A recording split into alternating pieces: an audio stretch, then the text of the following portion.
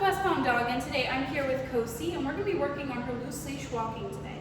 Now, this shape that we're actually walking in specifically is going to be a figure eight, and the reason why a figure eight is so useful for loose leash walking is that it allows the dog to practice making inside turns where the dog is on the inside of you, and outside turns where the dog is on the outside of you. Now, we're going to follow all the usual leash walking rules, but the biggest one that's going to be changed is that Cosi's on the right side instead of the left. But same culprits apply. She's not allowed to pull, she's not allowed to drag, and she's not allowed to sniff on the ground. And we always start the same way. It's going to be Cosi's name and then the command. Cosi, hey! Let's go. And we're going to start walking. You see I'm trying to keep the leash nice and loose. That being said, I'm also going to use my voice to give her vocal corrections because Cosi does have a tendency to keep her nose to the ground. And the problem with that is that if Cosi's not looking at you, you tend to trip over her a little bit.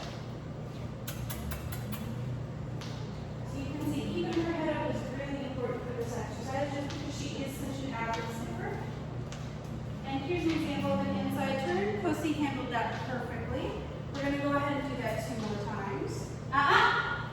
So that was an example of Cosi sniffing. The problem is that when Cosi starts sniffing the ground, she does tend to drag behind, or even worse, she actually goes behind you, which is why we're really trying to, Cosi!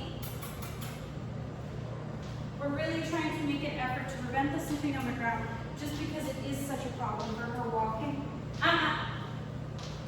It is such a problem for her, for whoever's walking her. She becomes a tripping hazard. Cosi!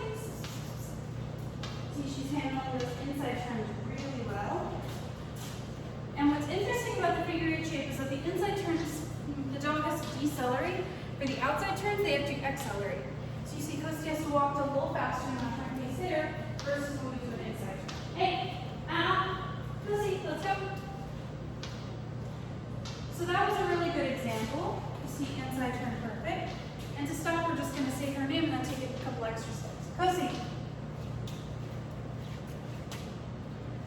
So like I was saying before, that was a perfect example. When Cosi starts sniffing, she does stop walking and tend to go behind you, which is why it's such a tripping hazard when she does so, and why we're trying to really emphasize that she stopped doing so. But that being said, for today's practice session, she did really good on the turns. Walking-wise, she's doing fabulous. We just have to get rid of that sniffing. Still really good session today. Really happy with how it turned out. Very happy with this practice session.